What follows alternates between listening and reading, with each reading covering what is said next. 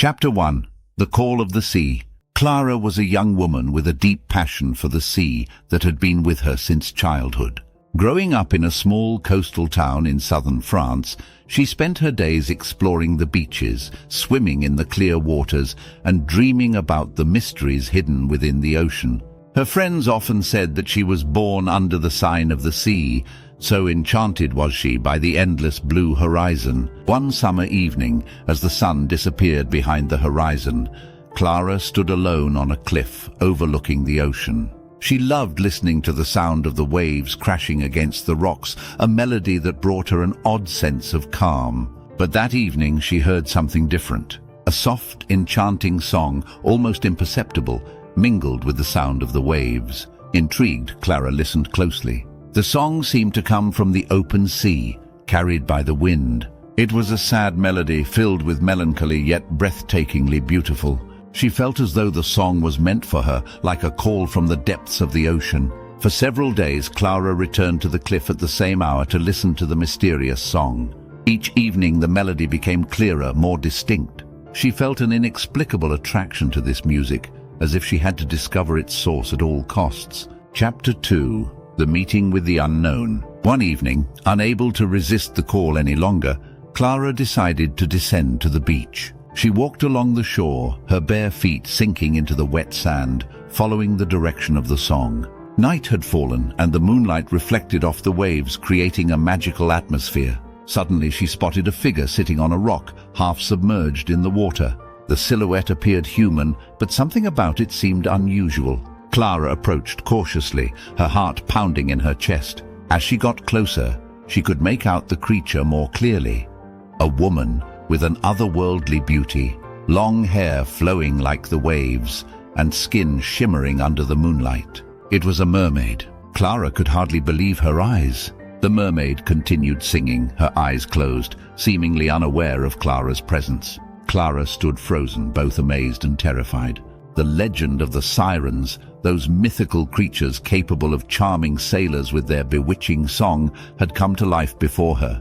The mermaid finally opened her eyes and looked at Clara. Her eyes were a deep blue, reflecting the sadness and beauty of the ocean. "Who are you?" Clara asked, her voice trembling. The mermaid gazed at her for a moment before replying, her voice as soft as the song that had drawn Clara to her. "My name is Naïa. I am one of the last of my kind." A chill ran down Clara's spine. "Why did you call me?" she asked. Naïa lowered her eyes, looking melancholy. "Because I need your help. Our species is nearing its end. Our last underwater sanctuary is in danger, and if we disappear, our song will vanish with us." Clara was deeply moved. The idea that mermaids, these legendary creatures, were real and in danger filled her with sadness. "What can I do to help you?" she asked, determined. Naïa explained that the mermaid's sanctuary, an ancient underwater city hidden deep within the ocean, was threatened by human activities. Pollution, overfishing, and underwater exploration had disrupted the delicate balance of their world. The mermaids, once numerous, were now reduced to a few, struggling to survive in an increasingly hostile ocean. Chapter 3. The Underwater Journey. Clara could not remain indifferent to Naïa's plea. She agreed to help the mermaids and accompany them to their underwater sanctuary. Naïa gave her a magical shell, an ancient artifact that would allow her to breathe underwater and communicate with sea creatures. The next morning, Clara met Naïa on the beach. The mermaid helped her dive into the ocean's depths, guided by the bluish light emanating from the shell. They swam for hours, passing through colorful coral forests, mysterious caves, and vast, silent underwater plains. Finally, they reached the mermaid's sanctuary, an ancient and majestic city built in the ocean's depths. The buildings, carved from marine stone, were covered in algae and illuminated by glowing creatures swimming lazily in the dark waters. Despite the beauty of the place, Clara could sense an atmosphere of sadness and despair. The mermaids who still lived in the sanctuary were few. They greeted Clara with suspicion, unaccustomed to seeing humans in their world. But Naïa assured them that Clara was there to help, and gradually they began to trust her. Chapter 4.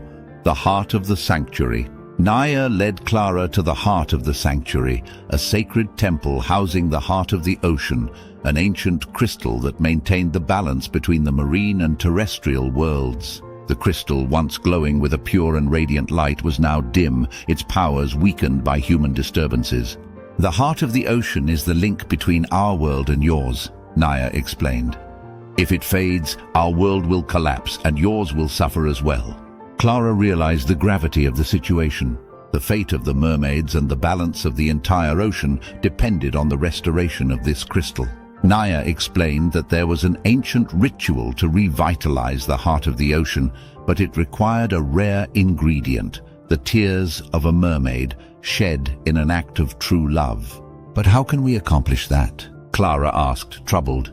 Naïa smiled sadly. "There is only one way. I must sacrifice myself." Clara was horrified. "No, there must be another solution." But Naïa shook her head. "It's the only way to save my people. My love for my sisters and our world is strong enough to fuel the ritual." Tears welled up in Clara's eyes. She now understood the immense sacrifice Naïa was willing to make. But deep down she could not accept this tragic end. Chapter 5. Naïa's Sacrifice. The day of the ritual arrived. The mermaids gathered around the sacred temple, their songs echoing through the water, filled with sadness and respect for Naïa. Clara stood by Naïa's side, her heart heavy, knowing what was about to happen. Naïa approached the heart of the ocean, her hands trembling but resolute. She turned her gaze to Clara, offering her a gentle smile. "Thank you, Clara," she murmured. "You gave me the strength to do what must be done."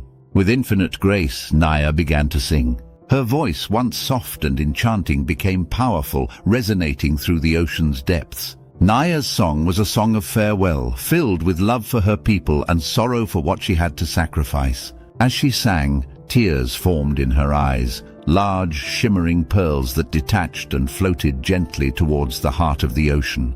As soon as the tears touched the crystal, it began to glow with an intense light, its ancient powers gradually awakening. Clara watched, unable to hold back her own tears. She felt Naïa's pain, but also the deep peace that emanated from her. The mermaid continued to sing until her voice gradually faded and her body transformed into a myriad of lights, merging with the heart of the ocean.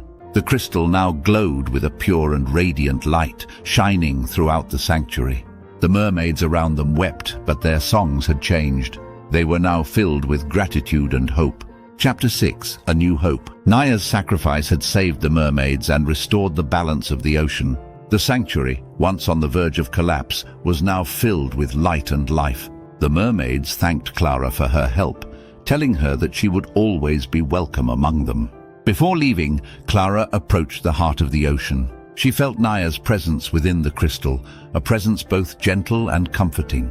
She knew that even though Naïa was gone, her spirit still lived on through the ocean. As she surfaced, Clara felt changed. She had witnessed a hidden world, an incredible sacrifice, and a beauty that surpassed anything she had ever imagined. She knew that her mission now was to protect this ocean, to raise awareness of the importance of preserving this fragile and wonderful world. She spent the following weeks telling her story, raising awareness about the dangers threatening the oceans and working with organizations to protect marine habitats.